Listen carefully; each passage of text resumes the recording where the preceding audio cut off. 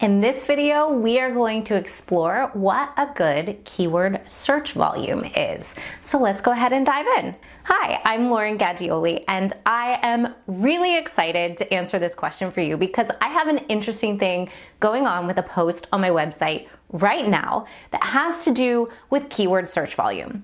So when I'm teaching keyword research to folks who are going through my course, the Organic Marketing Ecosystem, or my SEO coaching clients, one thing I always point out is that when it comes to keyword research, the most important thing you can focus on is actually not search volume.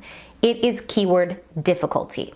Now, I use Ahrefs to do my keyword research, and I will include a link below to a keyword research tool that is totally free. It limits your visibility to just the top 10 queries that are around the topic you put in. However, it gives you a really good understanding of sort of what's out there based on what you put in. So it gives you a good starting point. Now, I use their paid service and I love their data set. So that's why I go with Ahrefs, and I love sharing it with people because it's a great free way to just put your finger on the pulse of some of those keywords that you are trying to find. But what you will see when you go and use the tool is that there are sort of three pieces of the keyword research. There's the actual query, right? There's the words you would type into Google, or the words people are typing into Google.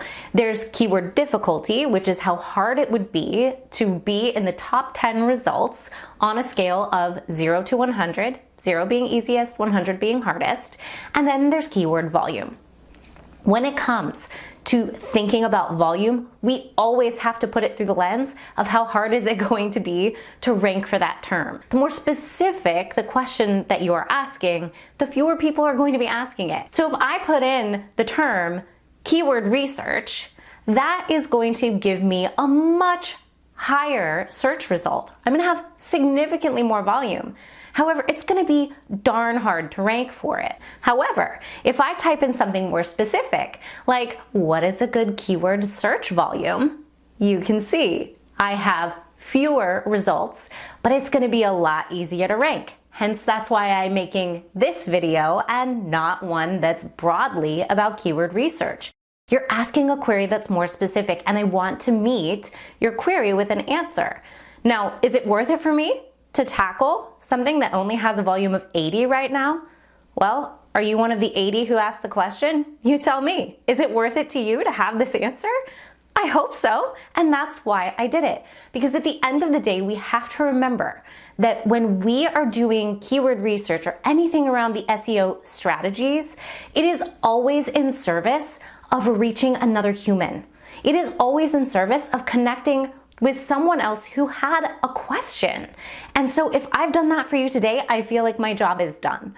I've done a good job, and I hope that you think so too. Now, that does not mean that only 80 people a month are going to see this video, because as I mentioned before, I have another post on my website that is going gangbusters, and I could never have guessed how much search volume would come from it. So go with me here. I don't know if you know the movie Galaxy Quest, but in Galaxy Quest, Captain Taggart flies his ship through a minefield, and then he turns around and faces the enemy.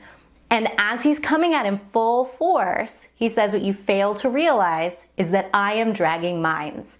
He activated those mines, he dragged them behind him, and then he shoved them into Sirius's ship.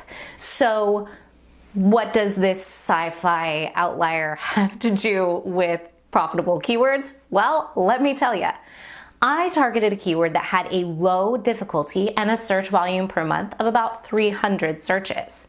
And this post is bringing all of these other queries along for the ride, all these different variations on it that I had no idea existed. This one post that I wrote about books about naming your purpose that feeds into a different course that I offer, one clearly not about SEO. This post is driving a tremendous amount of traffic because of the other keywords that rose, the mines that were hiding behind that other keyword. Or if you're more into Titanic, then you know, it's the iceberg analogy. You can see 10%, but there's 90% under the surface. The bottom line is, if you are meeting search intent, if you are coming to people with information that is quality and helpful, then what you can do is bring other keywords that you didn't even know were there along. However, if you ignore keyword difficulty and focus exclusively on volume, it won't matter. You have to start small, particularly with newer websites, and try and find keyword difficulty that is under the 10 threshold in the Ahrefs system, or if you have a more established website, but this is your first rodeo with SEO, under the 25 threshold. I would not go higher than that, because what happens is this snowball effect.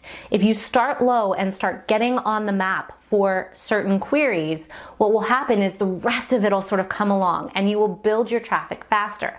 But if you target those more difficult queries to rank for, you won't make the cut at all. So if you found this because you searched a particular query around keyword volume and you were helped by this, know that from my vantage point, only 80 people a month were gonna see this when I did the keyword research.